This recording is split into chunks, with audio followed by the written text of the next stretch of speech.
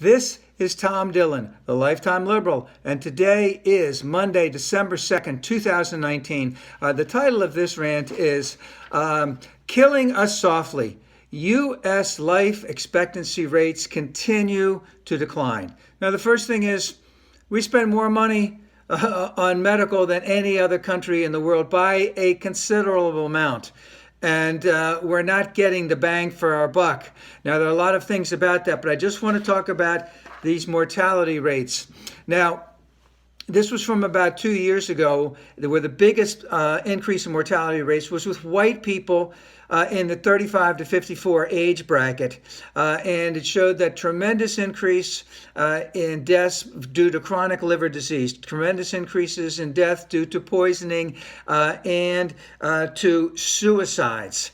And it broke it down for non-college educated whites that the increase with men was 130%. With women, it was 381%. With college educated men, it was 70%. And 44%. With college educated women, it was 70%. And they think a lot of that can be attributable to big tobacco, when in the late 70s and early 80s, they strategically started targeting women to start smoking. There's a lot of that that's going on. There's also a red-blue state divide where on the coast of the United States, up and down the East Coast, up and down the West Coast, the mortality rates are not decreasing. But they're decreasing in the interior of the country. In some cases in the blue area, on the coasts, that life expectancy is increasing. It's not surprising that the 10 counties that show the greatest increase in mortality rates or life expectancy, eight of those counties are in Kentucky. One's in Oklahoma, one's in Alabama. And of course, there's a lot of things that are attributed to this. That's the opioid crisis, the decrease in manufacturing, the decrease in job opportunities itself, lack of opportunity, not a very good state and local government that's trying to help the people, as there's very nominal increases, let's say, in education or anything like that. So there's a lot of reasons for this. And another big reason for all of this is that our obesity rates have increased dramatically, that it's staggering, that the average woman today is 30 pounds heavier and is basically what the weight of the average man was 50 years ago. So if in 1969 the average woman was 120 pounds, the average man was 150, that means the average woman today is 150 pounds.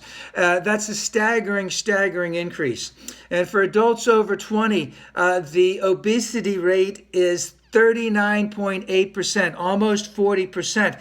The overweight amount is 71.6%, almost 72%, and I'm like 160. I think I was 145 in high school, so I might even be considered overweight right now. I know how hard it is to lose weight. I went to a little thing yesterday for a neighbor that had retired, was moving away, and everyone brought something, and everyone brought, great taste in junk food, and it was good.